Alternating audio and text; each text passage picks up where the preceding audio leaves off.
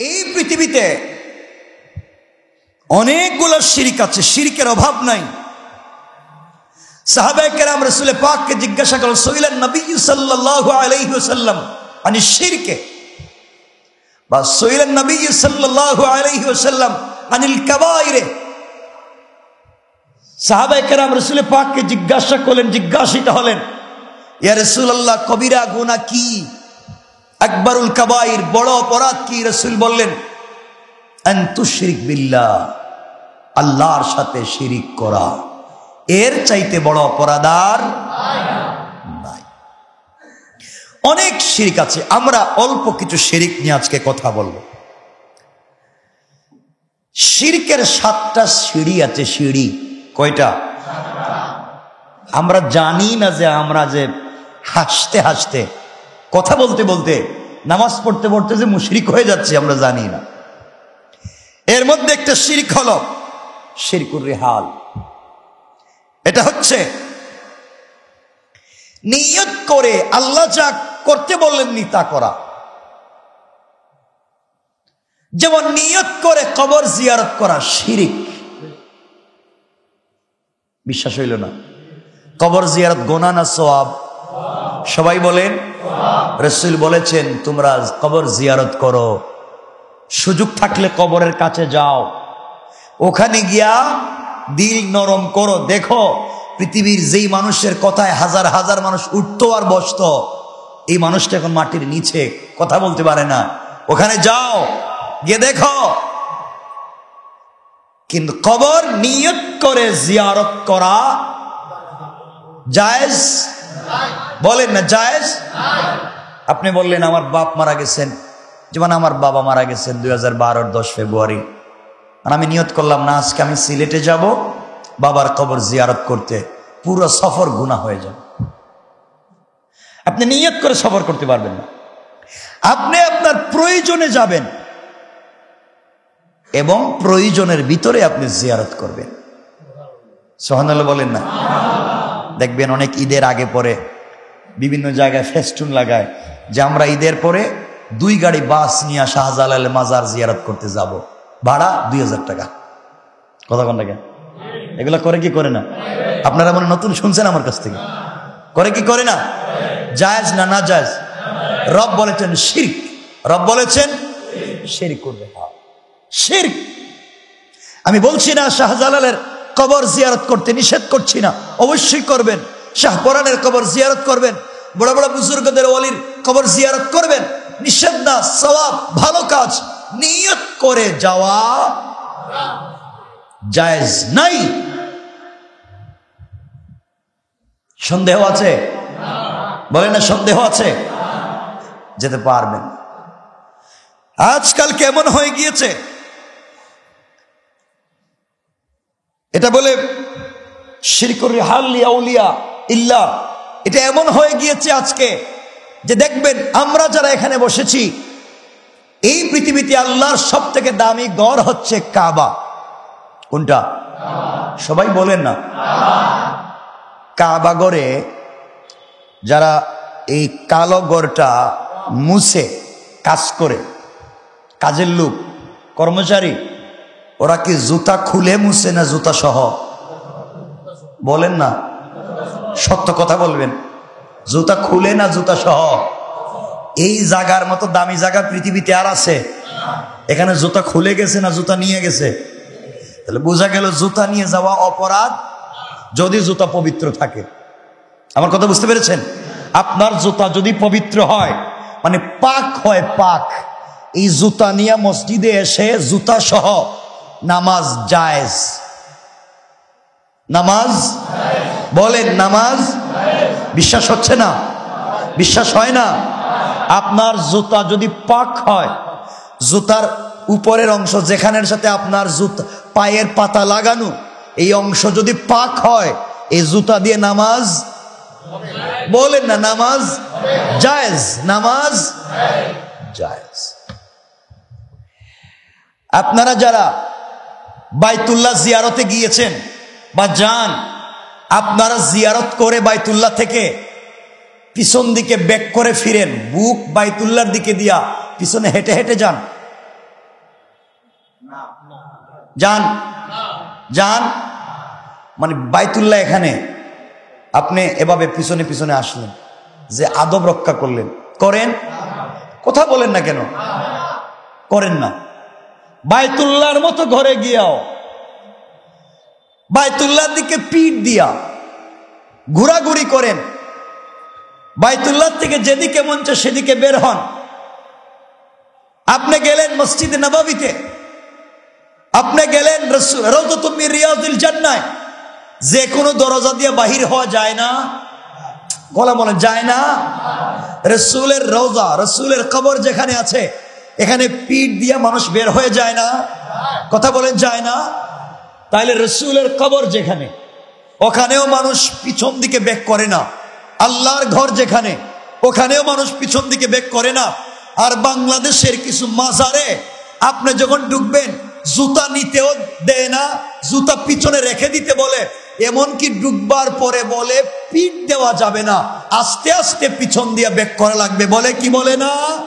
এই সমস্ত কাজ প্রকাশ্য শিরিক, আর যারা করে তারা মুশরিক, যারা এদেরকে সহযোগিতা করে তারা জালেম। ঠিক কিনা বলেন?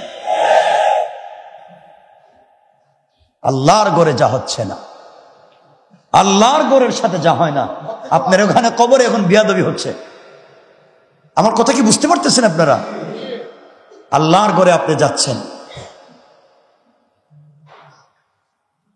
বিভিন্ন মাজারে যাবেন, দেখবেন আপনার বলে ঘুরে নামতে পারবেন না, আপনি পিঠ দিয়ে পিছনে, মানে মরলে মরছেন আপনি ভাবেই নামে। এটা গরম মাজার কি? আমি একবার গেলাম এক জায়গায়, আমি নাম বলতেছি না, এক জায়গায় গেলাম, আমি নাম বলবো না, আগেই বলছি। গেলাম এক জায়গায় গেলাম, দেখতেও গেলাম, আর চিন্তা করলাম যে আছে, আমি তো জিয়ারত করতে গেছি, জিয়ারত করতে গেলাম, জিয়ারত করলাম। যখন আমি নেমে যাব, একজন এসে বলছে আপনি এভাবে নামতে পারবেন না। কেন? আপনি বেয়াদবি। বলে বেয়াদবি কেন? আপনি পিঠ দেখাতে পারবেন না আল্লাহর ওলিরে। চিন্তা করছেন, আল্লাহর ওলিরে কি দেখাতে পারবেন না? পিঠ দেখাতে পারবেন। আমার পিঠে কি হয়েছে? আল্লাহর ঘর যেদিকে মন চায় সেদিকে বের হওয়া যায়, পিঠ দেখাতে পারবেন না। বললাম কেন? কয় মাজার গরম। বললাম আমি ঠান্ডার কাপড় পরে হাঁটতে পারতেছি না, ঠান্ডার দিন, ঠান্ডার কাপড় পরা আমার, আর হোক হইতেছে গরম। মনে রাখবেন, এটা হচ্ছে একটা চূড়ান্ত পর্যায়ের ব্যবসা। বিশ্বাস হয়? বিশ্বাস হয়? এগুলো আছে, এই দুনিয়ায় আছে। শিরক। মাজারে গিয়া, কবরে গিয়া মৃত ব্যক্তির কাছে কিছু চাওয়া শিরক। কিছু চাওয়া দিতে পারেন কে? চাইবো কার কাছে? আওয়াজ করে দোয়া করবো কার কাছে? বাচ্চা চাইবো কার কাছে? রিজিক চাইবো কার কাছে? রোগ মুক্তির জন্য চাইবো কার কাছে? সবাই বলেন কার কাছে? আল্লাহর কাছে। আল্লাহর কাছে যা চাওয়া যায়, তা যদি গায়রুল্লাহর কাছে, বান্দার কাছে চাওয়া যায়, মৃত মানুষের কাছে চাওয়া যায়, শিরক। কি? আপনাদেরকে আরেকটা কথা বলি, এই যে আয়াত বললাম যে আমরা পূজা করি, রসুল যেদিন, রসুলের দাদা, রসুলের জন্মের আগে আবরাহা যখন আসলো কাবা ভেঙে ফেলতে, তখন কাবা ঘরের ভিতরে 360টার উপরে মূর্তি ছিল না? ছিল না? আপনাদের বিশ্বাস হয় না? ছিল। কিন্তু কাবার চাবিটা রসুলের পাকের দাদা কোন মূর্তির কাছে দেন নাই, দিয়েছেন আরেকজন ব্যক্তির কাছে, যে আল্লাহকে বিশ্বাস করত। সুবহানাল্লাহ বললেন। রসুলের পাকের দাদা, যদিও তখন রসুল আসেননি এবং তিনি ওই সময়কার ধর্মের ধার্মিক ছিলেন, তিনি এটা ভালো করেই বুঝতে পেরেছেন যে কাবা ঘরের ভিতরে মূর্তি আছে ঠিকই, কিন্তু ওদের কাছে চাবি দিলে কাবা ঘরের আব্রাহাত থেকে বাঁচাইতে পারতো না। কথা বলেন না কেন? এজন্য তাদের কাছে চাবি না দিয়া একজন ব্যক্তির কাছে দিছেন, সাধারণ পাবলিকের কাছে দিছেন।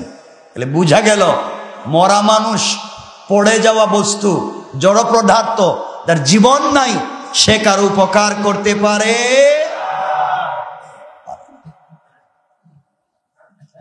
আব্দুল কাদের জিলানী, শাহজালাল মুজাররিদিয়ামনি জবরদস্ত আল্লাহর ওলি, সন্দেহ।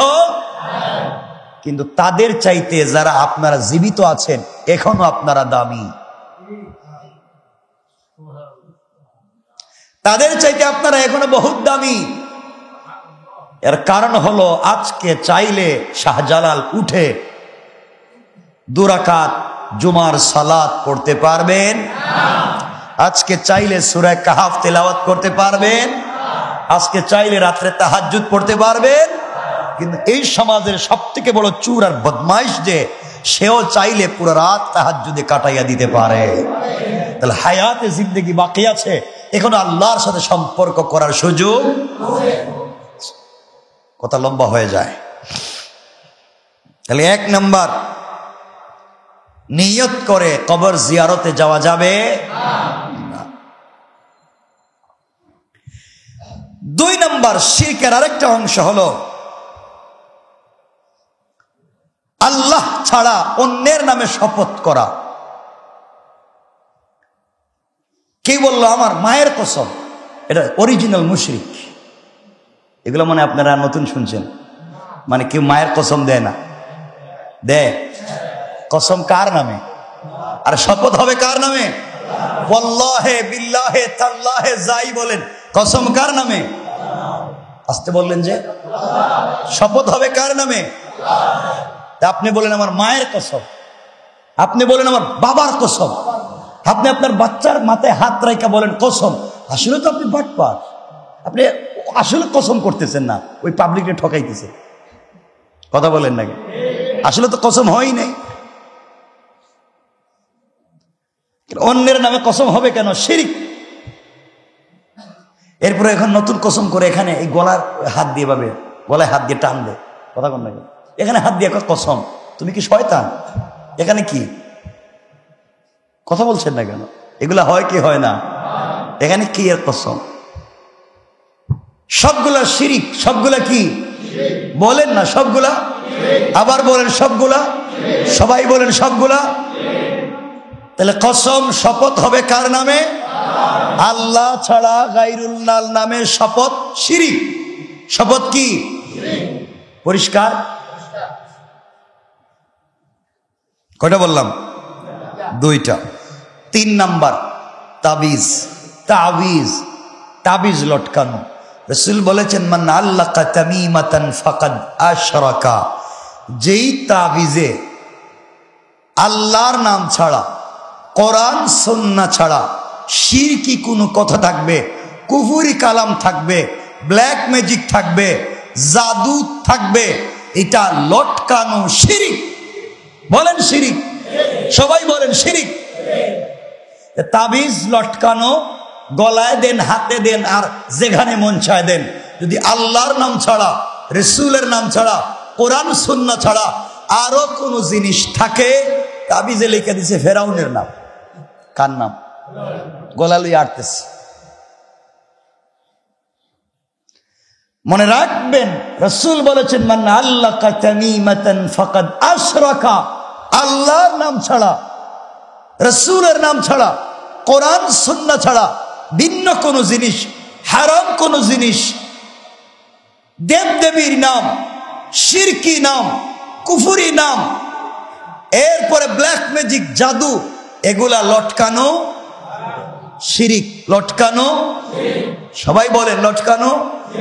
জান্নাতে যাওয়া যাবে না। কয়টা বলছি? 4 নাম্বার, ঝাড়ফুঁক। ফু দেওয়া, ঝাড়ফুঁক। ঝাড়ফুঁক জায়েজ, কিন্তু আল্লাহর নাম ছাড়া, রাসূলের নাম ছাড়া, কোরআন সুন্নাহ ছাড়া অন্য কোন জিনিস দিয়ে যদি কেউ ঝাড়ফুঁক করে শিরিক। বলেন না কি? কি? সবাই বলেন আল্লাহর নাম, কোরআনের নাম ছাড়া অন্য জিনিস দিয়ে ঝাড়ফুঁক করা। সবাই বলেন। বিশ্বাস হয় না? শিরিক। কোরআন দিয়ে ঝাড়ফুঁক করতে আপত্তি নেই, এটা হাদিসে আছে, রাসূল করতে বলেছেন, এবং ঝাড়ফুঁক করে পয়সা নিতেও বলছেন। না কেন ছিল না তখন তো ওগুলোই ছিল, এগুলো চিকিৎসা। কেমনে আপনাদেরকে হাদিস শোনাচ্ছি। আমার মুসলমান বন্ধুগণ, কথাগুলা দিল দিয়া শুনেন কি বলতে চাই। আল্লাহর রাসূল সাল্লাল্লাহু আলাইহি ওয়াসাল্লাম দুনিয়ার জমিনে জিন্দা। সাহাবায়ে কেরামকে রাসূল পাক সাল্লাল্লাহু আলাইহি ওয়াসাল্লাম এক যুদ্ধের ময়দানে পাঠিয়ে দিলেন। সাহাবায়ে কেরাম ওখানে গেলেন, যুদ্ধ করলেন। দীর্ঘদিন হয়ে যাওয়ার কারণে তাদের খাবার শেষ হয়ে গেল। তাদের কাছে খাবার নাই, পানি নাই, সব শেষ। না খেয়ে মরে যাওয়া লাগবে। এমন সময়ে সকল মুসলমানেরা ঐক্যবদ্ধ হলেন।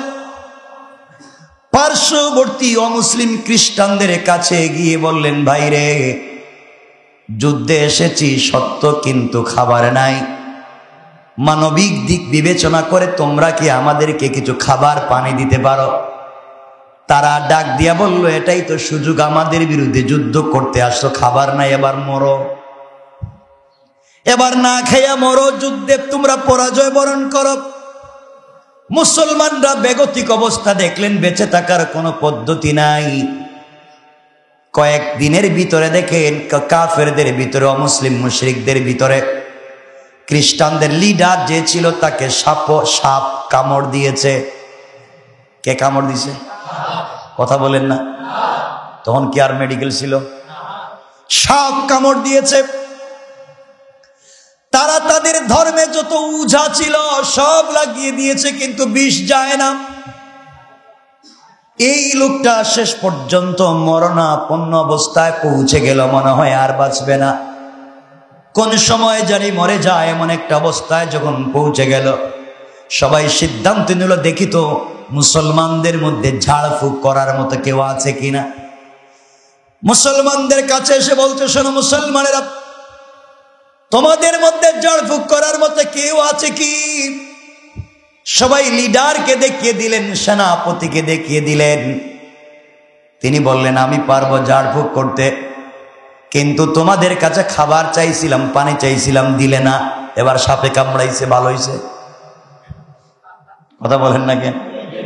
খাবার চাইলাম দিলে না, পানি চাইলাম দিলে না, এখন সাপে কামড়াইছে, আসছো কেন?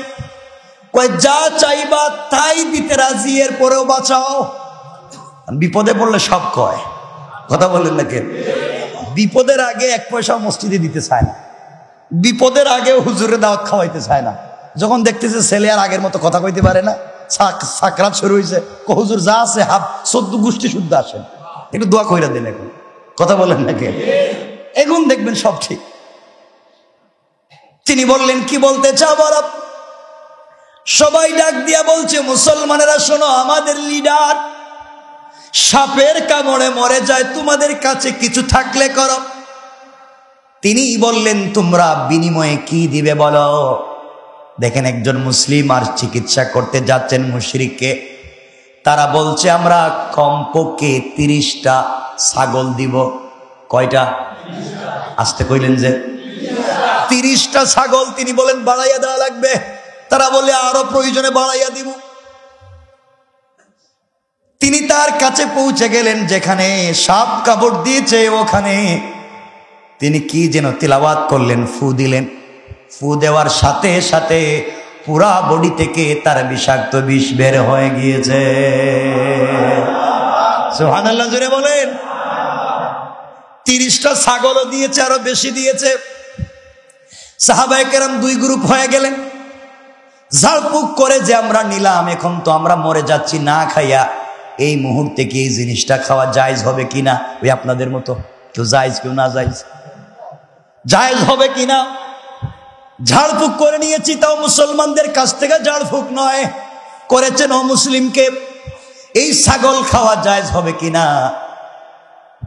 কেউ বলতে লাগলেন, ঝাড়ফুঁক কি আর খারাপ জিনিস দিয়ে করছি? ঝাড়ফুঁক তো কোরআন দিয়ে করছি, জায়েজ। সাহাবায়ে কেরাম 2 গ্রুপ হয়ে গেলেন, সিদ্ধান্ত নিলেন, না আমরা খাবো না, আগে রসুলের কাছে যাই। 30টা ছাগলকে রশ্মি দিয়া বেঁধে রসুলের দরবারে। রসুল বলেন, ঘটনা কি? এগুলা কি নিয়ে আসছে ইয়া রাসূলুল্লাহ? একজন মুশরিক, একজন খ্রিস্টানের সাপে কামড় দিয়েছে, তিনি তাকে ঝাড়ফুঁক করেছেন, এগুলা নিয়ে আসছেন, খাওয়া যায় কি না যায়? নবীজি বললেন তোমরা খাও, আর আমার জন্য একটা প্যাকেট বাড়িতে পাঠাইয়া দাও। আল্লাহু আকবার বলেন। তোমরা তো খাও, আর একটা প্যাকেট আমার বাড়িতে দিও। সুবহানাল্লাহ বললেন না? কি বুঝলেন? কন্টাক্ট করে 30টা ছাগল কন্টাক্ট করে কিন্তু ঝাড়ফুঁক করছে, এখন না যাই হয়েছে। আপনি দিবেন না, যে দিতেছে আজকে টাকা নিন, পকেট থেকে নিন। রসুলের সাহাবী 30টা ছাগলের বিনিময় ঝাড়ফুঁক করছে, জায়েজ হয়েছে না না জায়েজ? রসুল বলছেন তোমরা খাও, আমাকেও দাও, এটা চিকিৎসা করেছ, হালাল। কি? তাহলে বোঝা গেল ঝাড়ফুঁক দিয়া কন্টাক্ট করে নেওয়াও যদি কমে, আর আপনার কমে না, শুধু আপনি দিতেই আছেন, এটা কি জিনিস? কমাতো লাগবে, এজন্য জায়েজ। এমন কথা হলো তিনি কি দিয়ে ঝাড়ফুঁক করলেন? নবীজি বললেন শোনো, কি দিয়ে তুমি ফু দিয়েছো যার কারণে রোগী সুস্থ হয়ে গিয়েছে? সাহাবী বললেন ইয়া রাসূলুল্লাহি, আমি কোন জিনিস তো বুঝি না, কি পড়া লাগবে আমি জানি না। যেখানে কামড় দিয়েছে হাত রেখে, ওখানে আমি 7 বার সূরা ফাতিহা বলে ফু দিয়েছি। সূরা ফাতিহার বরকতে আল্লাহ তাআলা সাথে সাথে সুস্থ করে দিয়েছে। সুবহানাল্লাহ বলেন। এটা তো আপনাদেরকে জানাইয়া দিলাম হুজুর কি দিয়া দেয়, ঘুমর ফাঁস করে দিলাম। কিন্তু এই যে হুজুর যে মনে মনে পড়ে, জোরে কয় না, আপনারা শিখে ফেলবেন, দেখছেন নি, শিখে ফেলবেন, এই জন্য হুজুর জোরে কয় না। আপনাদেরকে বুঝাই দিলাম সূরা ফাতিহা কি। সবাই বলেন না, জবানটা পবিত্র থাকা লাগবে। তো সিগারেট খাইয়া ফাতিহা পড়লেন কানে যদি, জবানটা পবিত্র থাকা লাগবে, তাইলেই কাজ হবে। 7 বার ঝাড় দিয়েছেন, সূরা ফাতিহা পড়ে সুস্থ করে দিয়েছেন কে? আল্লাহ রাসূল সাহাবায়ে কেরামকে বসালেন আর বললেন সাহাবীরা শোনো রে, সূরা ফাতিহা দিয়ে এই কাজ শুধু চলে না, ঘরের ভিতরে যদি জিন্নাত বর করে ফেলে, পুরা ঘরকে নষ্ট করে দিতে চায়, ওই ঘরের ভিতরে পানির মধ্যে সূরা ফাতিহা তিলাওয়াত করে ওই পানি যদি ঘরে ছিটিয়ে দেওয়া হয় আর আওয়াজ করে সূরা ফাতিহা তিলাওয়াত করা হয়, ওই ঘরের ভিতর থেকে জিন্নাতের প্রভাব কমে যাবে। সুবহানাল্লাহ বলেন। কোন বাচ্চাকে জিন্নাত ধরেছে, ভূত ধরেছে, আপনারা যেটা বলেন প্রচলিত শব্দে, হুজুর খুঁজে পাচ্ছেন না, ইমাম সাহেব ঘুমাইতেছেন, কাউরে খুঁজে পাওয়া যায় না, বাচ্চা চিল্লায়, সব ভেঙে ফেলে দিচ্ছে। বাচ্চার বয়স 3 বছর, রুটি খাইছে 40টা। হয় কি হয় না? আরে হয়তো হইছে, তো এমন আমার জানা মতে হয়েছে। বাচ্চার বয়স কয় বছর? রুটি খাইছে কয়টা? 10 মিনিট পর ওকে আবার দেও। মহা বিপদে। আপনি হুজুর খুঁজতেছেন, হুজুর খুঁজে পাওয়া যাচ্ছে না। এই বাচ্চার বডিতে সূরা বাকারার শেষ 2 আয়াত আর সূরা ফাতিহা যতবার পড়েন, যতবার ভাল লাগে পড়ে ফুঁক দেন, যত বড় ভূত আর জিন্নাত থাকুক দৌড়ে পলায়ন করবে। সুবহানাল্লাহ বলে। সব শিখাই দিতেছি, কিন্তু পয়সা তো আমার দিবেন না, ফিরে ফিরে শিখাই দিতেছি। আর অনেক আছে সূরা ফাতিহার, এগুলো বললে আমার মূল আলোচনা সংক্ষেপ করে দিতে হবে। তাইলে রাসূল পাক সাল্লাল্লাহু আলাইহি ওয়াসাল্লাম সাহাবায়ে কেরাম ঝাড়ফুঁক করলেন এবং সহি কোরআন দিয়ে করেছেন। জায়েজ না না জায়েজ? তাহলে কোরআন দিয়ে, সুন্নাহ দিয়ে রাসূল যেভাবে বলেছেন সেভাবে করতে না জায়েজ না জায়েজ? না জায়েজ না জায়েজ? জায়েজ। পরিষ্কার। আর যদি কেউ কোরআন সুন্নাহর বিপরীতে ঝাড়ফুঁক করে, শিরিক। কি শিরিক? কয়টা বলছি? 4টা। কয়টা? 5 নাম্বার, রাসূল সাল্লাল্লাহু আলাইহি ওয়াসাল্লাম বললেন 5 নাম্বার শিরিক হলো গণকের কাছে হাত দেখানো। এগুলা মনে হয় বাংলাদেশে দেখায় না। নিজের মেয়ের বিয়ে হচ্ছে না, দাদারে বলছে দাদা গনে দেখেন তো আমার মেয়ের বিয়ে হবে কোন দিন।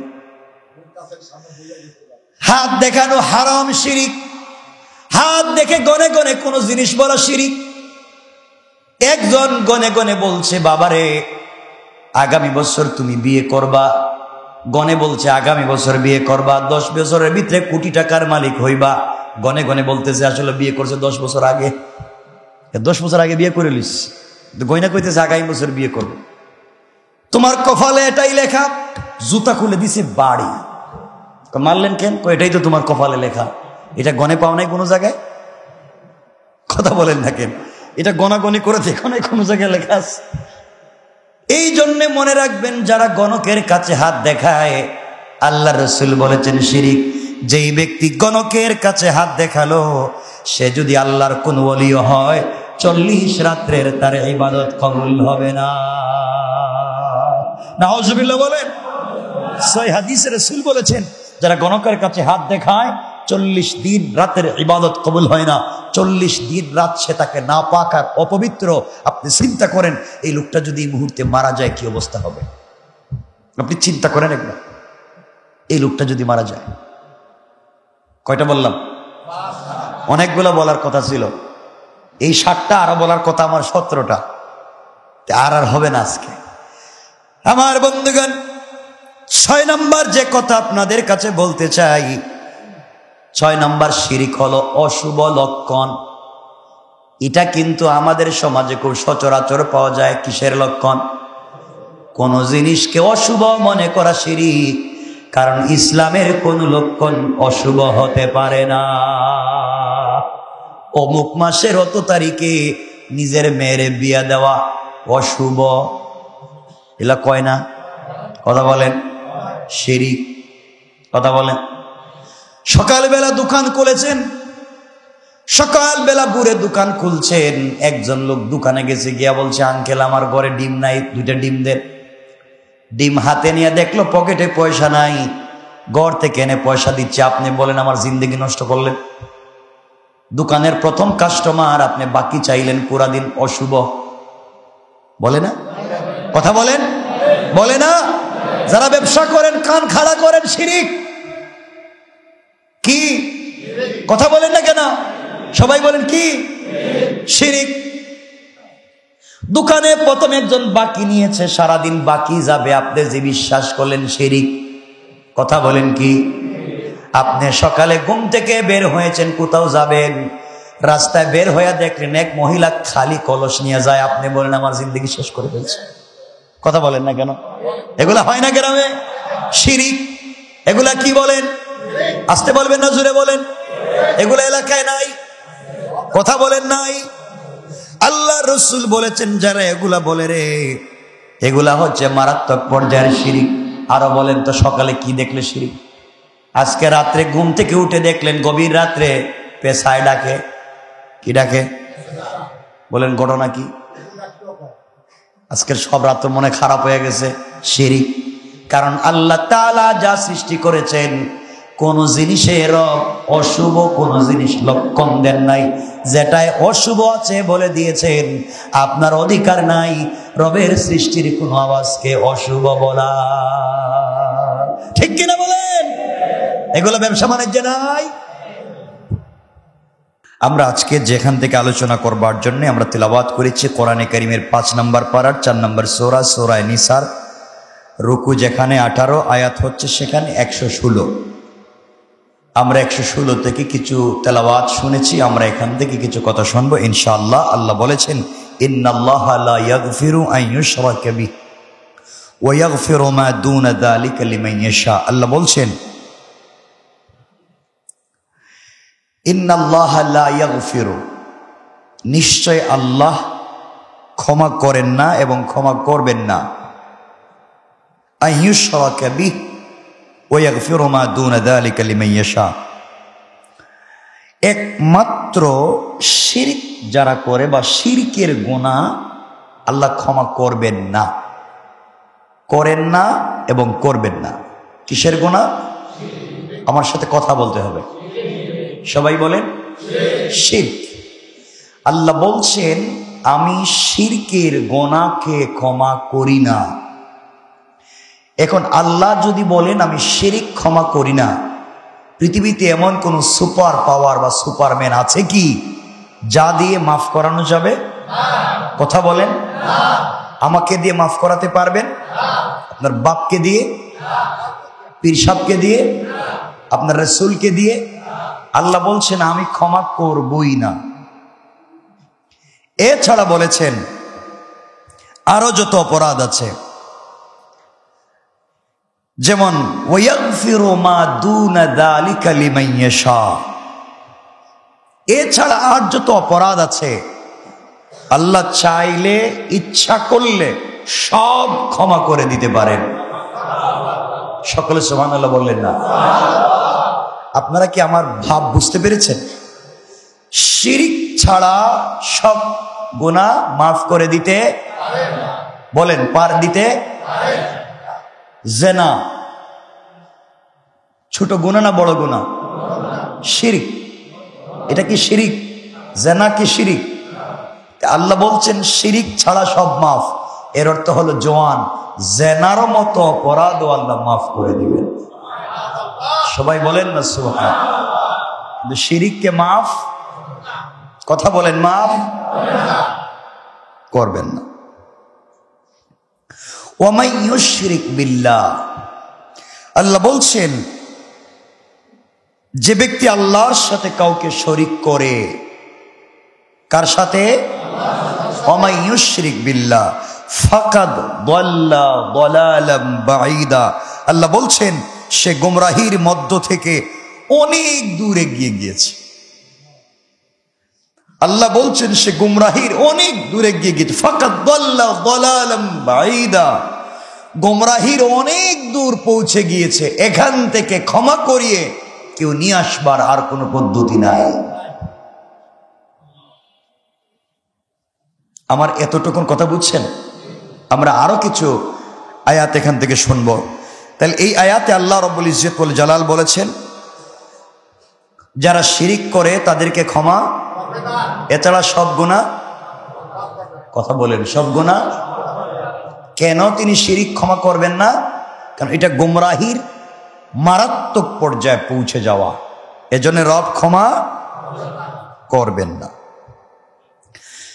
117 নম্বর আয়াতে বলছেন, এর পরের আয়াতে, ইয়াদউনা মিন দুনি, আল্লাহ বলছেন এ ধরনের লোকেরা আল্লাহ বাদ দিয়ে ইল্লা ইথনা বা ইল্লা ইনাসা, যারা ইনাস অনেকগুলা দেব দেবীর পূজার মধ্যে লেগে যায় আল্লাহকে বাদ দিয়ে, তারা হচ্ছে আল্লাহর ভাষায় বিদ্রোহী। কারা? আল্লাহর ভাষায় এরা কারা? বলেন সবাই, কারা? বিদ্রোহী। তাহলে যারা শিরিক করে আল্লাহ বলছেন এরা বিদ্রোহী, এরা আমার সাথে বিদ্রোহ করেছে। আল্লাহর সাথে যারা বিদ্রোহ করে এদেরকে ক্ষমা করে দেওয়ার এই পৃথিবীতে কেউ আছে? কথা বলেন, আছে? নাই। এরপরে আল্লাহ সূরা নিসার 48 নম্বর আয়াতে আরো কিছু কথা বলেছেন। আগে ইন্নাল্লাহা লা ইয়াগফিরু আন ইউশরাকা বিহি, আল্লাহ বলছেন নিশ্চয়ই তিনি শিরিক ক্ষমা করেন না। ওয়া ইয়াগফিরু মা দুনা যালিকা লিমান ইয়াশা, এছাড়া সব অপরাধ ক্ষমা করেন। ওয়া মান ইউশরিক বিল্লাহ, যে ব্যক্তি আল্লাহর সাথে শরীক করে ফাকাদ ইফতারা ইসমান আযীমা, আল্লাহ বলছেন সে বিরাট মিথ্যা রচনা করে, বিদ্রোহ করে, আল্লাহর বিরুদ্ধে অপবাদ দিয়েছে, মিথ্যা রটনা করেছে, মিথ্যা অপবাদ দিয়েছে, বিদ্রোহ করেছে, কঠিন গুনার কাজ করেছে। আল্লাহ কথা দিয়েছেন এই পাপীকে মাফ দিবেন না। নাউজুবিল্লাহ বললেন না? তাহলে এখান থেকে বুঝলাম যারা শিরিক করে তারা কার বিরুদ্ধে বিদ্রোহ করে? সবাই বলেন, কার সাথে বিদ্রোহ? আল্লাহর সাথে বিদ্রোহ করে, মিথ্যাচার করে কার সাথে? অপবাদ দেয় কার উপরে? এমন অপরাধীকে ক্ষমা করবেন না কে? সবাই বলেন। কোরআনে কারীমের 6 নম্বর পারা 5 নম্বর সূরা, সূরা মায়েদার 10 নম্বর রুকুর 72 নম্বর আয়াত, আল্লাহ রাব্বুল ইজ্জত ওয়াল জালাল ওই আয়াতের মধ্যখানে বলেছেন, আয়াত শুরু করেছেন লাকাদ কাফারাল্লাযীনা ক্বালু ইন্নাল্লাহা হুয়াল মাসীহু ইবনু মারইয়াম, ওখান থেকে আয়াত শুরু করেছেন। কিন্তু আয়াতের মধ্যখানে এসে বলছেন ইন্নাহু মান ইউশরিক বিল্লাহ ফাকাদ হারামাল্লাহু আলাইহিল জান্নাহ ওয়া মাওয়াহুন নার ওয়া মা লিয-যালিমিন মিন আনসার, আল্লাহ বলছেন যে ব্যক্তি আল্লাহর সাথে কাউকে শরীক করে তার উপরে জান্নাত হারাম। আপনারা কিছু বুঝতে পারলেন? কি বুঝছেন? এই যে ভাব ধরে বসে রয়েছেন না অলিয়া উলিয়ার মতো, এই যে অলিয়া উলিয়ার মতো দেখা যায় আপনাদেরকে, এই ভাব ধরে কাজ হবে না। যদি শিরকের মতো অপরাধ থাকে এই ভাব কাজ হবে না। পরিষ্কার বলেন, পরিষ্কার। রব বলেছেন ইন্নাহু মান ইউশরিক বিল্লাহ ফাকাদ হারামাল্লাহু আলাইহিল জান্নাহ, তার জন্য জান্নাত অনন্তকালের জন্য হারাম। ওয়া মাওয়াহুন নার, তার অরিজিনাল ঠিকানা জাহান্নাম। আপনি ভাবতেছেন কেউ সাহায্য করবে কিয়ামতের দিন, রব পরের শব্দে বলছেন ওয়া মা লিজ জালিমিন মিন আনসার, সে জালেম, কিয়ামতের দিন কেউ তাকে সাহায্য করবে না। নাউজুবিল্লাহ বলেন। আমার এতগুলো আয়াতের অর্থ বুঝতে পেরেছেন? সবাই বলেন বুঝতে পেরেছেন? এগুলো হচ্ছে, আরো অনেকগুলো আয়াত আছে এখানে। এরপর আল্লাহ আফসুস করে বলছেন সূরা মাইদা 6 নম্বর পারার 74 নম্বর আয়াত, আফসুস করে বলছেন আফালা ইয়াতুবুনা ইলাল্লাহ ওয়া ইস্তাগফিরুনাহু ওয়াল্লাহু গফুরুর রহিম।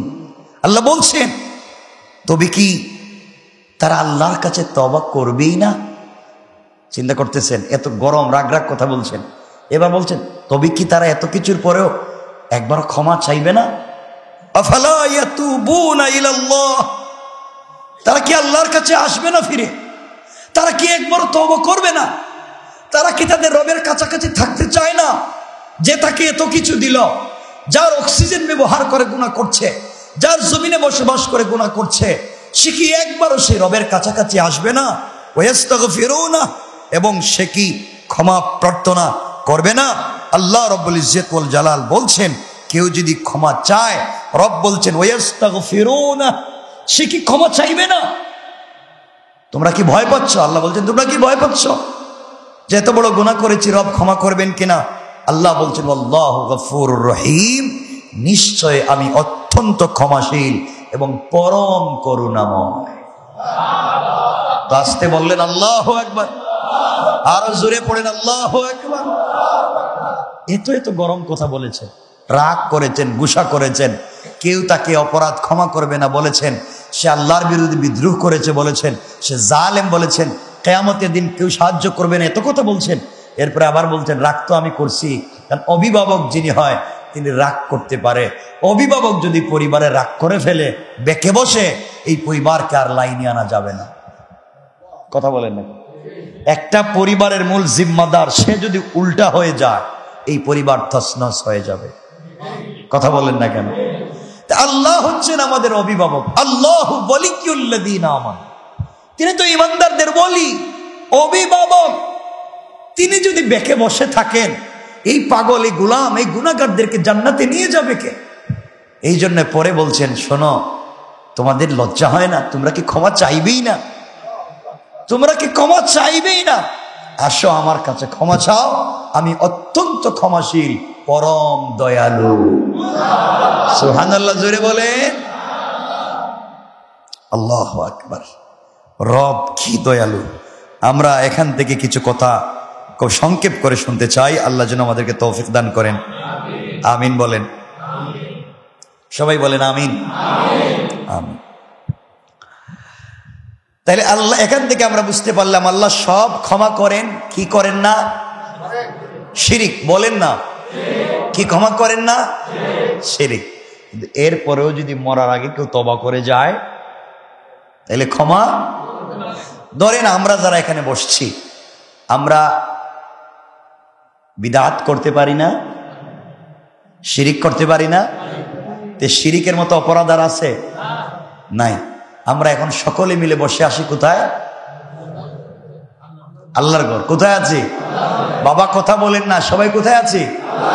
সবাই হাত তুলেন, সবাই পড়েন লা ইলাহা ইল্লাল্লাহু মুহাম্মাদুর রাসূলুল্লাহ, আশহাদু আল লা ইলাহা ইল্লাল্লাহু ওয়াহদাহু লা শারীকা লাহু ওয়া আশহাদু আন্না মুহাম্মাদান আবদুহু ওয়া রাসূলুহু। হাত নামা। আমরা যদি এতক্ষণ পর্যন্ত মুশরিক হয়ে থাকি, আমরা যদি এতক্ষণ পর্যন্ত বড় বিদআতি হয়ে থাকি, এখন আমরা কালিমা পড়ছি, এখন তো মুসলিম নাকি? এতদিন পর্যন্ত আর যাই হোক, এখন তো মুসলিম। আলহামদুলিল্লাহ বলেন। আলহামদুলিল্লাহ, আমরা বিশ্বাস এখন তো কালিমা পড়ছি সাক্ষী রেখে সবাই রে, আমাদের অপরাধ ক্ষমা করে দিবেন কে? আসুন এখন আমরা দেখি শিরকটা কি। এই পৃথিবীতে অনেকগুলো শিরক আছে, শিরকের অভাব নাই। সাহাবায়ে কেরাম রাসূল পাককে জিজ্ঞাসা করলেন, সুইলান নবী সাল্লাল্লাহু আলাইহি ওয়াসাল্লাম আনি শিরকে, বা সুইলান নবী সাল্লাল্লাহু আলাইহি ওয়াসাল্লাম আনিল কাবাইরে।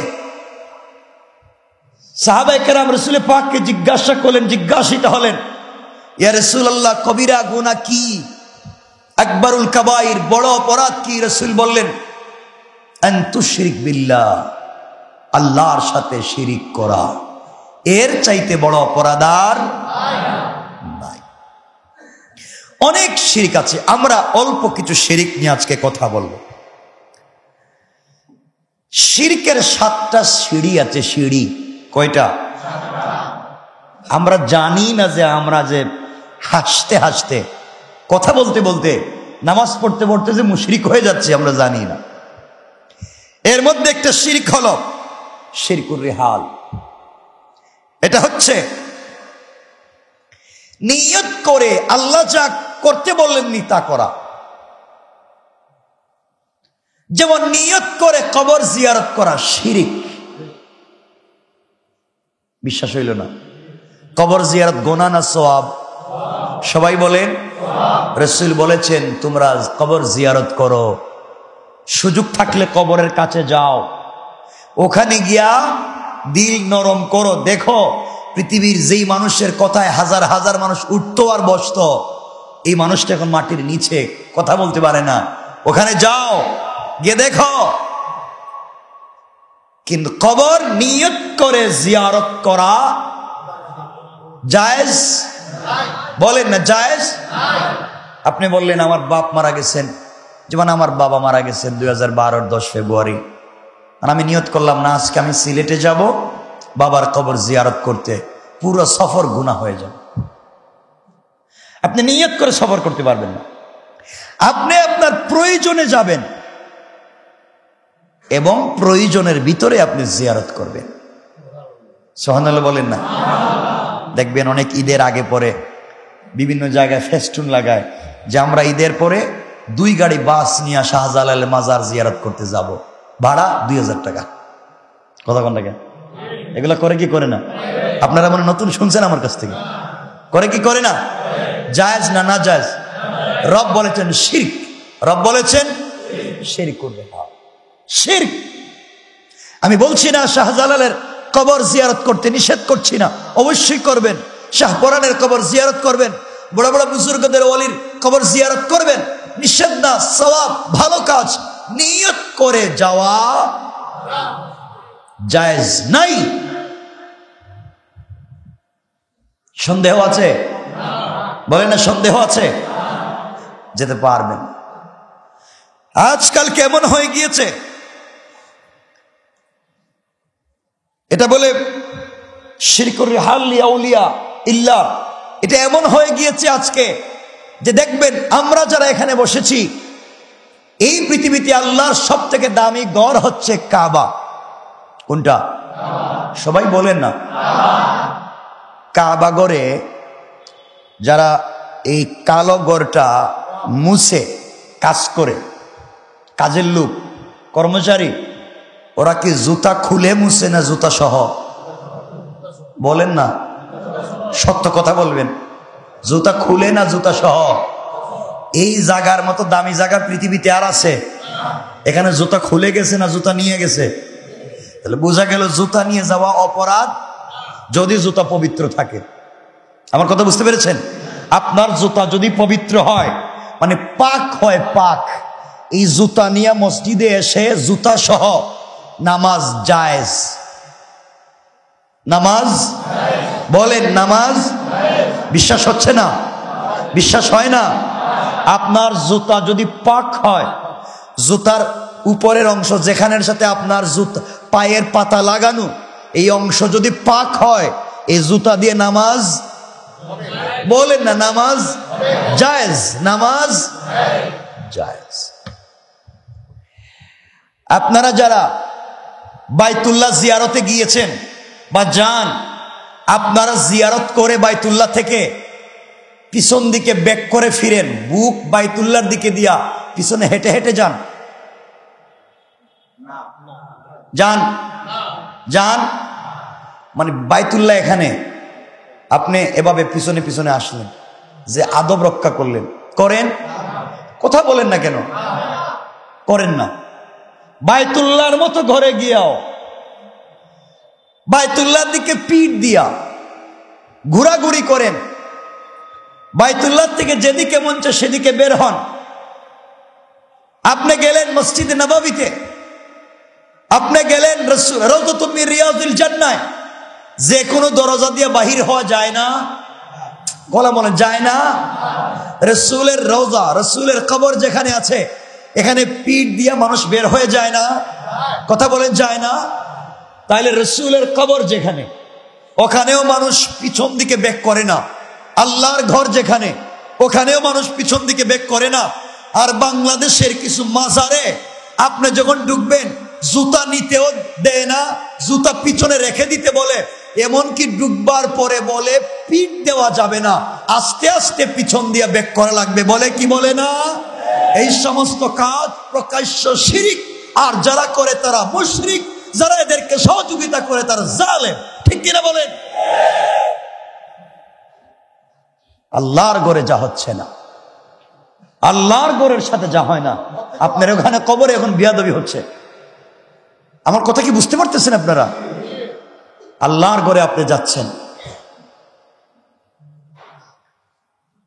বিভিন্ন মাজারে যাবেন, দেখবেন আপনার বলে ঘুরে নামতে পারবেন না, আপনি পিঠ দিয়ে পিছনে, মানে মরলে মরছেন, আপনি ভাবি নামেন, এটা গরম মাজার। কি আমি একবার গেলাম এক জায়গায়, আমি নাম বলতেছি না, এক জায়গায় গেলাম, আমি নাম বলবো না, আগেই বলছি, গেলাম এক জায়গায় গেলাম, দেখতেও গেলাম, আর চিন্তা করলাম যে আছে, আমি তো জিয়ারত করতে গেছি, জিয়ারত করতে গেলাম, জিয়ারত করলাম।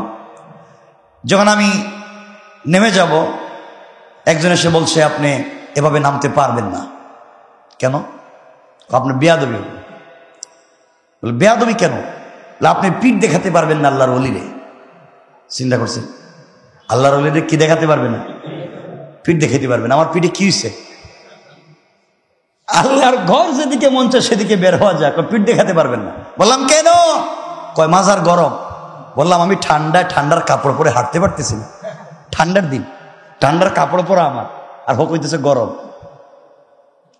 মনে রাখবেন, এটা হচ্ছে একটা চূড়ান্ত পর্যায়ের ব্যবসা। বিশ্বাস হয়? বিশ্বাস হয়? এগুলো আছে, এই দুনিয়ায় আছে শিরক। মাজারে গিয়া, কবরে গিয়া মৃত ব্যক্তির কাছে কিছু চাওয়া শিরক। কিছু চাওয়া দিতে পারেন কে? চাইবো কার কাছে? আওয়াজ করে বলেন, দোয়া করবো কার কাছে? বাচ্চা চাইবো কার কাছে? রিজিক চাইবো কার কাছে? রোগ মুক্তির জন্য চাইবো কার কাছে? সবাই বলেন কার কাছে? আল্লাহর কাছে। আল্লাহর কাছে যা চাওয়া যায়, তা যদি গায়রুল্লাহর কাছে, বান্দার কাছে চাওয়া যায়, মৃত মানুষের কাছে চাওয়া যায়, শিরক। কি? আপনাদেরকে আরেকটা কথা বলি, এই যে আয়াত বললাম যে আমরা পূজা করি, রসুল যেদিন, রসুলের দাদা, রসুলের জন্মের আগে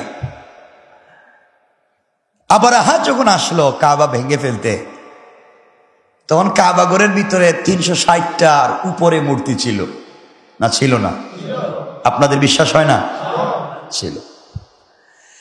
কিন্তু কাবার চাবিটা রসুল পাকের দাদা কোন মূর্তির কাছে দেন নাই, দিয়েছেন আরেকজন ব্যক্তির কাছে, যে আল্লাহকে বিশ্বাস করত। সুবহানাল্লাহ বললেন। রসুল পাকের দাদা, যদিও তখন রসুল আসেননি, এবং তিনি ওই সময়কার ধর্মের ধার্মিক ছিলেন।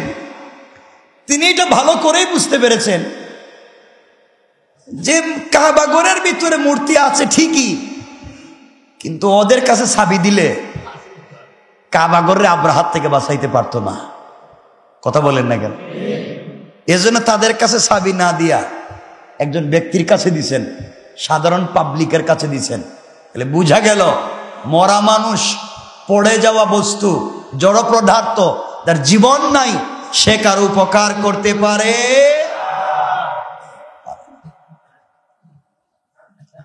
আব্দুল কাদের জিলানী, শাহজালাল মুজাররদ ইয়ামনি জবরদস্ত আল্লাহর ওলি, সন্দেহ। কিন্তু তাদের চাইতে যারা আপনারা জীবিত আছেন এখনো আপনারা দামি, তাদের চাইতে আপনারা এখনো বহুত দামি। এর কারণ হলো আজকে চাইলে শাহজালাল উঠে 2 রাকাত জুমার সালাত পড়তে পারবেন, আজকে চাইলে সূরা কাহফ তেলাওয়াত করতে পারবেন, আজকে চাইলে রাত্রে তাহাজ্জুদ পড়তে পারবেন। কিন্তু এই সমাজের সবথেকে বড় চোর আর বদমাইশ যে সেও চাইলে পুরো রাত তাহাজ্জুদে কাটাইয়া দিতে পারে। তাহলে হায়াতে জিন্দেগি বাকি আছে, এখনো আল্লাহর সাথে সম্পর্ক করার সুযোগ। কথা লম্বা হয়ে যায়। তাহলে 1 নাম্বার, নিয়ত করে কবর জিয়ারতে যাওয়া যাবে না। 2 নাম্বার, শিরকের আরেকটা অংশ হলো আল্লাহ ছাড়া অন্যের নামে শপথ করা। কে বললো আমার মায়ের কসম, এটা অরিজিনাল মুশরিক। এগুলো মানে আপনারা নতুন শুনছেন, মানে কেউ মায়ের কসম দেয় না, দেয়। কসম কার নামে? আর শপথ হবে কার নামে? ওয়াল্লাহে বিল্লাহে তাল্লাহে যাই বলেন, কসম কার নামে? আসতে বললেন যে শপথ হবে কার নামে? আপনি বলেন আমার মায়ের কসম, আপনি বলেন আমার বাবার কসম, আপনি আপনার বাচ্চার মাথায় হাত রাখা বলেন কসম। আসলে তো আপনি বাটপার, আপনি আসলে কসম করতেছেন না, ওই পাবলিককে ঠকাইতেছে। কথা বলেন নাকি? আসলে তো কসম হয় নাই। অন্যের নামে কসম হবে কেন? শিরক। এরপরে এখন নতুন কসম করে এখানে এই গলার হাত দিয়ে ভাবে, গলায় হাত দিয়ে টান দেয়। কথা বলেন নাকি? এখানে হাত দিয়ে কসম, তুমি কি শয়তান? এখানে কি কথা বলছেন না কেন? এগুলা হয় কি হয় না? এখানে কি এর কসম? সবগুলা শিরিক। সবগুলা কি বলেন না? সবগুলা। আবার বলেন সবগুলা। সবাই বলেন সবগুলা। তাহলে কসম শপথ হবে কার নামে? আল্লাহ ছাড়া গায়রুল্লাহ নামে শপথ শিরিক। শপথ কি? পরিষ্কার। কয়টা বললাম? 2টা। 3 নাম্বার, তাবিজ। তাবিজ, তাবিজ লটকানো। রাসূল বলেছেন মান আল্লাকা তামিমাতান ফাকাদ আশরাকা। যেই তাবিজে আল্লাহর নাম ছাড়া, কোরআন সুন্নাহ ছাড়া শিরকি কোনো কথা থাকবে, কুফরি কালাম থাকবে, ব্ল্যাক ম্যাজিক থাকবে, জাদু থাকবে, এটা লটকানো শিরিক। বলেন শিরিক। সবাই বলেন শিরিক। তাবিজ লটকানো, গলায় দেন, হাতে দেন, আর যেখানে মন চায় দেন। যদি আল্লাহর নাম ছাড়া, রাসূলের নাম ছাড়া, কোরআন সুন্নাহ ছাড়া আরো কোনো জিনিস থাকে, তাবিজে লিখে দিছে ফেরাউনের নাম। কার নাম? গলা লইয়া আটতেছে। মনে রাখবেন রাসূল বলেছেন মান আল্লাকা তামিমাতান ফাকাদ আশরাকা। আল্লাহর নাম ছাড়া, রাসূলের নাম ছাড়া, কোরআন সুন্নাহ ছাড়া ভিন্ন কোন জিনিস, হারাম কোন জিনিস, দেবদেবীর নাম, শিরকি নাম, কুফরি নাম, এরপরে ব্ল্যাক ম্যাজিক, জাদু, এগুলা লটকানো শিরিক। লটকানো। সবাই বলেন লটকানো। জান্নাতে যাওয়া যাবে না। কয়টা বলছি? 4 নাম্বার, ঝাড়ফুঁক। ফু দেওয়া, ঝাড়ফুঁক। ঝাড়ফুঁক জায়েজ। কিন্তু আল্লাহর নাম ছাড়া, রসুলের নাম ছাড়া, কোরআন সুন্নাহ ছাড়া অন্য কোনো জিনিস দিয়ে যদি কেউ ঝাড়ফুঁক করে, শিরক। বলেন না কি? কি? সবাই বলেন, আল্লাহর নাম কোরআনের নাম ছাড়া অন্য জিনিস দিয়ে ঝাড়ফুঁক করা। সবাই বলেন, বিশ্বাস হয় না? শিরক। কোরআন দিয়ে ঝাড়ফুঁক করতে আপত্তি নেই, এটা হাদিসে আছে, রাসূল করতে বলেছেন এবং ঝাড়ফুঁক করে পয়সা নিতেও বলছে। না কেন ছিল না তখন, তো ওগুলোই ছিল, এগুলো চিকিৎসা। কেমনে আপনাদেরকে হাদিস শোনাচ্ছে। আমার মুসলমান বন্ধুগণ, কথাগুলা দিল দিয়া শুনেন কি বলতে চাই। আল্লাহ রাসূল সাল্লাল্লাহু আলাইহি ওয়াসাল্লাম দুনিয়ার জমিনে জিন্দা। সাহাবায়ে কেরামকে রাসূল পাক সাল্লাল্লাহু আলাইহি ওয়াসাল্লাম এক যুদ্ধের ময়দানে পাঠিয়ে দিলেন। সাহাবায়ে কেরাম ওখানে গেলেন, যুদ্ধ করলেন। দীর্ঘদিন হয়ে যাওয়ার কারণে তাদের খাবার শেষ হয়ে গেল। তাদের কাছে খাবার নাই, পানি নাই, সব শেষ। না খেয়ে মরে যাওয়া লাগবে। এমন সময়ে সকল মুসলমানেরা ঐক্যবদ্ধ হলেন। পার্শ্ববর্তী অমুসলিম খ্রিস্টানদের কাছে গিয়ে বললেন, ভাইরে, যুদ্ধে এসেছি সত্য, কিন্তু খাবার নাই। মানবিক দিক বিবেচনা করে তোমরা কি আমাদেরকে কিছু খাবার পানি দিতে পারো? তারা ডাক দিয়া বলল, এটাই তো সুযোগ, আমাদের বিরুদ্ধে যুদ্ধ করতে আসছো, খাবার নাই, এবার মরো, এবার না খেয়া মরো, যুদ্ধে তোমরা পরাজয় বরণ করো। মুসলমানরা বেগতিক অবস্থা দেখলেন, বেঁচে থাকার কোনো পদ্ধতি নাই। কয়েকদিনের ভিতরে দেখেন কাফেরদের ভিতরে, অমুসলিম মুশরিকদের ভিতরে খ্রিস্টানদের লিডার যে ছিল তাকে সাপ কামড় দিয়েছে। কে কামড় দিয়েছে? কথা বলেন না। তখন কি আর মেডিকেল ছিল? সাপ কামড় দিয়েছে। তারা তাদের ধর্মে যত উঝা ছিল সব লাগিয়ে দিয়েছে, কিন্তু বিষ যায় না। এই লোকটা শেষ পর্যন্ত মরণাপন্ন অবস্থায় পৌঁছে গেল, মনে হয় আর বাঁচবে না। কোন সময় জানি মরে যায়, এমন একটা অবস্থায় যখন পৌঁছে গেল, সবাই সিদ্ধান্ত নিল, দেখি তো মুসলমানদের মধ্যে ঝাড়ফুঁক করার মতো কেউ আছে কিনা। মুসলমানদের কাছে এসে বলতে, শোনো মুসলমানেরা, তোমাদের মধ্যে ঝাড়ফুঁক করার মতো কেউ আছে কি? সবাই লিডারকে দেখিয়ে দিলেন, সেনাপতিকে দেখিয়ে দিলেন। তিনি বললেন, আমি পারবো ঝাড়ফুঁক করতে, কিন্তু তোমাদের কাছে খাবার চাইছিলাম, পানি চাইছিলাম, দিলে না। এবার সাপে কামড়াইছে, ভালো হয়েছে। কথা বলেন না কেন? খাবার চাইলাম দিলে না, পানি চাইলাম দিলে না, এখন সাপে কামড়াইছে, আসছো কেন? কয়, যা চাইবা তাই দিতে রাজি, এর পরেও বাঁচাও। বিপদে পড়লে সব কয়। কথা বলেন না কেন? বিপদের আগে এক পয়সা মসজিদে দিতে চায় না, বিপদের আগেও হুজুরে দাওয়াত খাওয়াইতে চায় না। যখন দেখতেছে ছেলে আর আগের মতো কথা কইতে পারে না, সাকরাত শুরু হয়েছে, হুজুর যা আছে হাফ 14 গোষ্ঠী শুদ্ধ আসেন, একটু দোয়া কইরা দেন। এখন কথা বলেন না কেন? এখন দেখবেন সব ঠিক। তিনি বললেন, কি বলতে চাও বলো? সবাই ডাক দিয়া বলছে, মুসলমানেরা শোনো, আমাদের লিডার সাপের কামড়ে মরে যায়, তোমাদের কাছে কিছু থাকলে করো। তিনি বললেন, তোমরা বিনিময়ে কি দিবে বলো? দেখেন, একজন মুসলিম আর চিকিৎসা করতে যাচ্ছেন মুশরিককে। তারা বলছে, আমরা কমপক্ষে 30টা ছাগল দিব। কয়টা?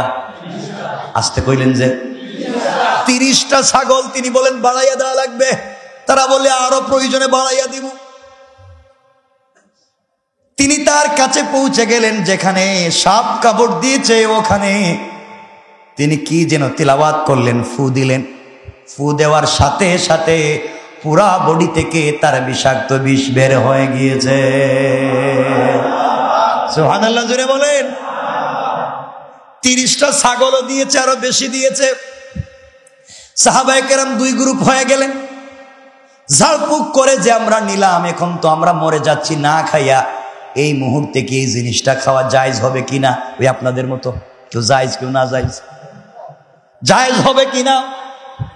ঝাড়ফুঁক করে নিয়েছি, তাও মুসলমানদের কাছ থেকে ঝাড়ফুঁক নয়, করেছেন অমুসলিমকে।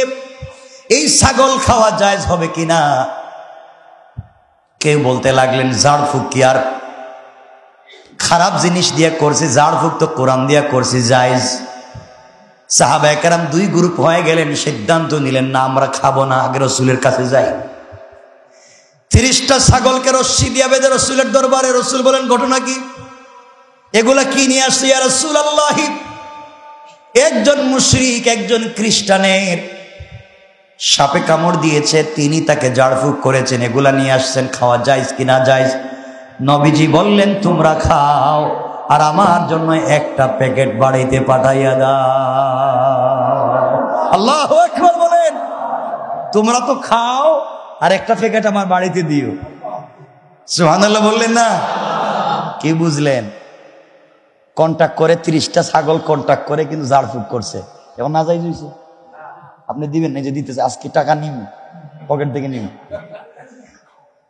রসুলের সাহাবী 30টা ছাগলের বিনিময় ঝাড়ফুঁক করছে, জায়েজ হয়েছে না না জায়েজ? রসুল বলছেন তোমরা খাও, আমাকেও দাও, এটা চিকিৎসা করেছো, হালাল। কি? তাহলে বোঝা গেল ঝাড়ফুঁক দিয়া কন্টাক্ট করে নেওয়াও যদি কমে, আর আপনার কমে না, শুধু আপনি দিতেই আছেন, এটা কি জিনিস? কমা তো লাগবে, এজন্য জায়েজ। এমন কথা হলো তিনি কি দিয়ে ঝাড়ফুঁক করলেন? নবীজি বললেন শোনো, কি দিয়ে তুমি ফু দিয়েছো যার কারণে রোগী সুস্থ হয়ে গিয়েছে? সাহাবী বললেন ইয়া রাসূলুল্লাহ, আমি কোনো জিনিস তো বুঝি না, কি পড়া লাগবে আমি জানি না, যেখানে কামড় দিয়েছে হাত রেখে ওখানে আমি 7 বার সূরা ফাতিহা বলে ফু দিয়েছি। সূরা ফাতিহার বরকতে আল্লাহ তাআলা সাথে সাথে সুস্থ করে দিয়েছে। সুবহানাল্লাহ বলেন। এটা তো আপনাদেরকে জানাইয়া দিলাম হুজুর কি দিয়া দেয়, ঘুমর ফাঁস করে দিলাম। কিন্তু এই যে হুজুর যে মনে মনে পড়ে, জোরে কয় না, আপনারা শিখে ফেলবেন, দেখছেন নি, শিখে ফেলবেন, এই জন্য হুজুর জোরে কয় না। আপনাদেরকে বুঝাই দিলাম সূরা ফাতিহা কি। সবাই বলেন না, জবানটা পবিত্র থাকা লাগবে। তো সিগারেট খাইয়া ফাতিহা পড়লেন কানে যদি, জবানটা পবিত্র থাকা লাগবে, তাইলেই কাজ হবে। 7 বার ঝাড় দিয়েছেন, সূরা ফাতিহা পড়ে সুস্থ করে দিয়েছেন কে?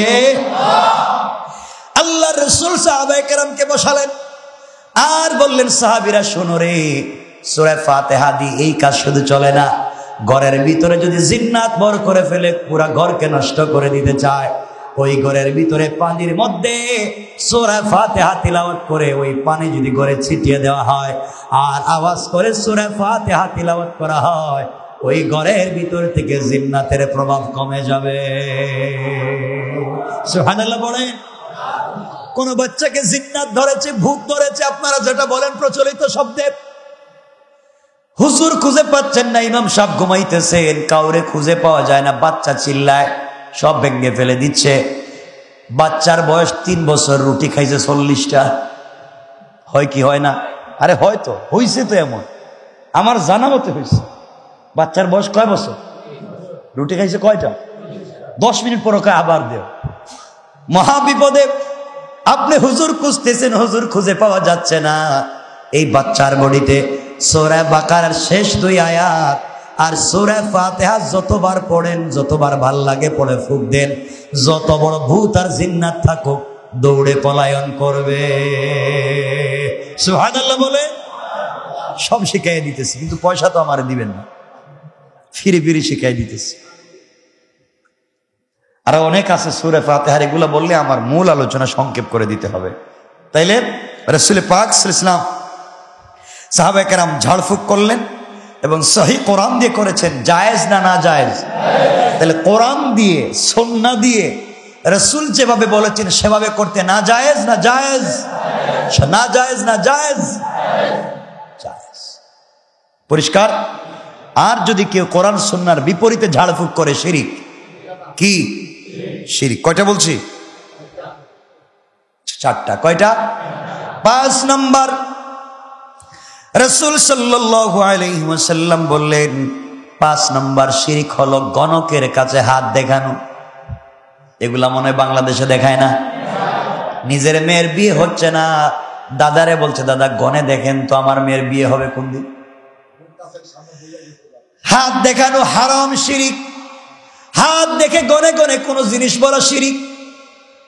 একজন গনে গনে বলছে বাবারে আগামী বছর তুমি বিয়ে করবা, গনে বলছে আগামী বছর বিয়ে করবা, 10 বছরের ভিতরে কোটি টাকার মালিক হইবা। গনে গনে বলতেছে আসলে বিয়ে করছে 10 বছর আগে, 10 বছর আগে বিয়ে করে লিস, গয়না কইতেছে আগামী বছর বিয়ে করবে। তোমার কপালে এটাই লেখা। জুতা খুলে দিছে বাড়ি। মারলেন কেন? এটাই তো তোমার কপালে লেখা। এটা গনে পাও নাই কোনো জায়গায়? কথা বলেন না কেন? এটা গনাগনি করে দেখো নাই কোনো জায়গায় লেখা আছে? এই জন্য মনে রাখবেন, যারা গণকের কাছে হাত দেখায়, আল্লাহ রসুল বলেছেন শিরিক। যেই ব্যক্তি গণকের কাছে হাত দেখালো, সে যদি আল্লাহর কোন ওলিও হয়, 40 রাত্রের তার ইবাদত কবুল হবে না। নাউজুবিল্লাহ বলেন।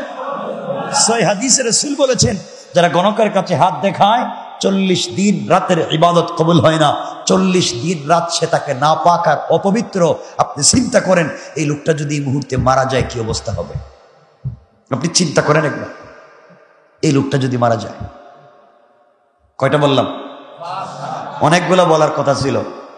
এই 60টা, আরো বলার কথা আমার 17টা। আর হবে না আজকে। আমার বন্ধুগণ, 6 নম্বর যে কথা আপনাদের কাছে বলতে চাই, 6 নম্বর শিরিক হলো অশুভ লক্ষণ। এটা কিন্তু আমাদের সমাজে খুব সচরাচর পাওয়া যায়। কিসের লক্ষণ? কোন জিনিসকে অশুভ মনে করা শিরিক। কারণ ইসলামের কোন লক্ষণ অশুভ হতে পারে না। অমুক মাসের অত তারিখে নিজের মেয়ের বিয়ে দেওয়া অশুভ, এলা কয় না? কথা বলেন। শিরিক। কথা বলেন। সকালবেলা দোকান খুলেছেন, সকালবেলা বুড়ে দোকান খুলছেন। একজন লোক দোকানে গেছে, গিয়া বলছে আঙ্কেল আমার ঘরে ডিম নাই, 2টা ডিম দেন। ডিম হাতে নিয়ে দেখলো পকেটে পয়সা নাই, ঘর থেকে এনে পয়সা দিচ্ছে। আপনি বলেন আমার জিন্দগি নষ্ট করলেন। দোকানের প্রথম কাস্টমার, আপনি বাকি চাইলেন পুরা দিন, অশুভ বলে না? কথা বলেন। বলে না? যারা ব্যবসা করেন কান খাড়া করেন, শিরিক। কি কথা বলেন না কেন? সবাই বলেন কি? শিরিক। দোকানে প্রথম একজন বাকি নিয়েছে, সারাদিন বাকি যাবে, আপনি যে বিশ্বাস করলেন শিরিক। কথা বলেন কি? আপনি সকালে ঘুম থেকে বের হয়েছেন, কোথাও যাবেন, রাস্তায় বের হয়ে দেখলেন এক মহিলা খালি কলস নিয়ে যায়, আপনি বলেন আমার জিন্দগি শেষ করে ফেলছে। কথা বলেন না কেন? এগুলা হয় না গ্রামে? শিরিক। এগুলা কি বলেন? আসতে বলবেন না জোরে বলেন? এগুলা এলাকায় নাই? কথা বলেন নাই? আল্লাহ রসুল বলেছেন যারা এগুলা বলে রে, এগুলা হচ্ছে মারাত্মক পর্যায়ের শিরিক। আরো বলেন তো সকালে কি দেখলে শিরিক? আজকে রাত্রে ঘুম থেকে উঠে দেখলেন গভীর রাত্রে পেশায় ডাকে। কি ডাকে? বলেন ঘটনা কি? আজকের সব রাত মনে খারাপ হয়ে গেছে। শিরিক। কারণ আল্লাহ তাআলা যা সৃষ্টি করেছেন, কোন জিনিসের অশুভ কোন জিনিস লক্ষণ দেন নাই। যেটাই অশুভ আছে বলে দিয়েছেন। আপনার অধিকার নাই রবের সৃষ্টির কোন আওয়াজকে অশুভ বলা। ঠিক কিনা বলেন? এগুলো ব্যবসা বাণিজ্য নাই, এগুলো আপনারা করতে পারেন না। যাত্রা নষ্ট হয়ে গিয়েছে, আপনি কোথাও বের হয়েছেন, কোথাও যাবেন, আপনার কাছে সকালবেলা ফকির ভিক্ষা চাইছে একজন ফকির, আপনি বলেন আমার যাত্রাটাই নষ্ট। বলেনি? কথা বলেন না কেন? আপনি ঘর থেকে বের হওয়ার সময় ঘরের দরজায় সালাম করলেন না, আবার বাইরে এসে আবার ভিতরে গিয়ে সালাম দেয়, আসেনি? অশুভ। আপনি এগুলো পাইছেন কই? আপনারা এই সিস্টেমগুলো, এই সবগুলো অশুভ লক্ষণ আপনারা যা বলে চালাইয়া দেন, সবগুলো শিরিক। বলেন সবগুলা কি? কথা বলেন না কেন? সবগুলো জোরে বলেন শিরিক। সময় শেষ হয়ে গিয়েছে। 7 নাম্বার হলো শিরকুল খাফি। 7 নাম্বার রাসূল সাল্লাল্লাহু আলাইহি ওয়াসাল্লাম বলছেন আশ-শিরকুল খাফি, গোপন শিরিক। এই গোপন শিরিক এত বড় অপরাধ, রাসূল সাল্লাল্লাহু আলাইহি ওয়াসাল্লাম, রাসূলের একজন বড় সাহাবী আবু সাঈদ খুদরি রাদিয়াল্লাহু তাআলা আনহু বর্ণনা করেন, তারা মসজিদের ভিতরে বসে বসে দাজ্জাল নিয়ে আলোচনা করতেছিলেন। দাজ্জালের ফিতনা কেমন হবে তা নিয়ে আলোচনা করতেছিলেন। এমন সময় রাসূল ঢুকে গেলেন, সাহাবায়ে কেরামকে জিজ্ঞাসা করলেন, বলো না তোমরা এখানে কি কথা বলো? সাহাবায়ে কেরাম বলছেন, ইয়া রাসূলুল্লাহ, আমরা মসজিদে বসে বসে দাজ্জালের ফিতনা থেকে ফিতনা নিয়ে আলোচনা করি। নবীজি বলেন, সাহাবীরা শোনো, আমি কি তোমাদেরকে দাজ্জালের ফিতনার চাইতে ভয়ঙ্কর কোন ফিতনার কথা বলতে পারি? সাহাবায়ে কেরাম বলছেন, ইয়া রাসূলুল্লাহ, দাজ্জালের ফিতনার চাইতে ভয়ঙ্কর কোন ফিতনা আছে কি? রাসূল বললেন, আশ-শিরকুল খাফি, দাজ্জালের ফিতনার চাইতে বড় ফিতনা হলো গোপন শিরিক। কিসের শিরিক? গোপন শিরিকটা কেমনে বুঝাবো? এই সময় তো বোঝানো মুশকিল। গোপন শিরিক হলো, এদের শিরিক করে জানে না। কি করে শিরিক করে? আপনি রাত্রবেলা তাহাজ্জুদের নামাজ পড়েন, কেউ জানে না। ঘুম থেকে উঠে আপনি পাশের বাসার আপনার বল্টুরে বললেন, আপনার পাশের বাসার পড়োশি তাকে বললেন, আপনার কুত্তা গভীর রাত 3টার দিকে শুধু ডাকে। প্রতিবেশী বলল, আমার কুকুর রাত 3টায় ডাকে। আপনি বুঝলেন কেমনে? আমি তাহাজ্জুদে উঠছিলাম। কিসে? এই যে আপনি যে নামাজ পড়ছিলেন তাহাজ্জুদের নামাজ রাত্রে, আর এই যে পাবলিকের কাছে কুত্তায় ডাকে বলে ভাব করলেন, এটা হলো গোপন শিরিক। রব বলেছেন কোনদিন ইবাদত কবুল হবে না। ঠিক না? আপনি বললেন, ভাই আপনি উমরায় যাইতেছেন, আমার জন্য ভালো একটা তসবিহ আনবেন। আমার 2-4 তসবিহ ছিল, ছিঁড়ে গেছে। কই কেমনে ছিল? প্রতিদিন পড়তে পড়তে। ঘটনা কি? আপনি যে প্রতিদিন তসবিহ পড়েন, আরেকজনকে বললেন, শিরিক। কথা বলেন না কেন? নামাজ পড়তে পড়তে কোন সময় মুশরিক হয়ে যায়। আপনি সেজদা দিলেন, নামাজের সব মুসল্লিরা বের হয়ে গিয়েছে, আপনি এখনো লম্বা সেজদায় পড়ে আছেন, উঠেন না। লম্বা সেজদায় পড়ে মুসল্লিরা এদিকে সেদিকে হাঁটে, আর আপনি সেজদায় হাউমাউ করে কান্দেন। অর্থ যদি থাকে পাবলিক দেখবে আমি যে কত বড় মুসল্লি, নামাজে কান্দি, এটা যদি পাবলিক বুঝতে পারে এই জন্যে আপনি পড়েন। পাবলিককে বুঝাবার জন্যে, দেখাবার জন্যে যদি করেন, আপনি মুশরিক। কথা বলে না কেন? এখন সব ঠান্ডা হয়ে গেছে। এগুলা কি? সবাই বলেন এগুলা কি? আমরা এগুলা করিনি, করি না মনে হয়। কথা বলেন, করি কি করি না? ইবাদত করি মসজিদে লোক দেখাবার জন্য, তাসবিহ পড়ি লোক দেখাবার জন্য, জিকির করি লোক দেখাবার জন্য, লম্বা সাজদা করি লোক দেখাবার জন্য। লোক দেখাবার জন্য না হয়, যদি আল্লাহকে খুশি করার জন্য হয় তো সওয়াবের উপরে সওয়াব। আর লোক দেখানোর জন্য যদি হয়, বলেন না, গুনাহ শুধু না, শিরিক। কি শিরিক? শিরকুল খাফি, মারাত্মক গুনাহ এটা। এই জন্য আরো অনেক কথা রয়ে গেল, আজকে আর বলা হলো না। আল্লাহর রাসূল সাল্লাল্লাহু আলাইহি ওয়াসাল্লাম দুনিয়ার জমিন থেকে বিদায় নিয়ে চলে গিয়েছেন। কথাগুলা দিল দিয়ে শুনবেন। শিরিক হলো এমন একটা অপরাধ, ইমান হলো যেমন একের মতো, এক নাম্বার, এক। এটা কি? ঈমান। এটার নাম? সবাই বলেন এটার নাম। একের ডাইনে আপনি শূন্য দিলেন, কত হলো? আরেকটা দিলেন, আরেকটা দিলেন, আরেকটা দিলেন, আরেকটা দিলেন, 1 লাখ। আপনি এক হলো ঈমান। ডাইনে যত শূন্য দিবেন, অর্থাৎ ডাইনে যত ইবাদত করবেন, শুধু বাড়বে বাড়বে বাড়বে। ঈমানের পরে যত ইবাদত করবেন বাড়বে। আর যদি আপনার ঈমান যে 1 নাম্বার ছিল, শিরকের কারণে ঈমান নষ্ট হয়ে গেল, এখন ডাইনে যদি 1000 শূন্য থাকে, দাম আছে? কথা বলেন, দাম আছে? বোঝা গেল লাখ লাখ ইবাদত করলে দাম নাই যদি ঈমান ঠিক না থাকে। ঈমান ঠিক রাখতে হলে শিরিক মুক্ত ঈমান লাগবে। এই জন্য আল্লাহ রাব্বুল ইজ্জত ওয়াল জালাল বলেছেন, চলার পথে শিরিক করা যাবে না। কি করা যাবে না? অনেক হয়ে গিয়েছে। আর শিরকের আর অনেকগুলা কথা আমরা আজকে আর বলতে চাইলাম না। আল্লাহ যদি দেয় আগামী জুমায় বলবো, না হয় আগামী তাফসিরে বলে দেব ইনশাআল্লাহ। কথা এখানে রেখে দিলাম। শিরিক থেকে আল্লাহ বাঁচাক, জোরে পড়েন আমিন। শেখ আব্দুল সত্তার বাবা মার জন্য দোয়া চেয়েছেন, দোয়া প্রার্থী।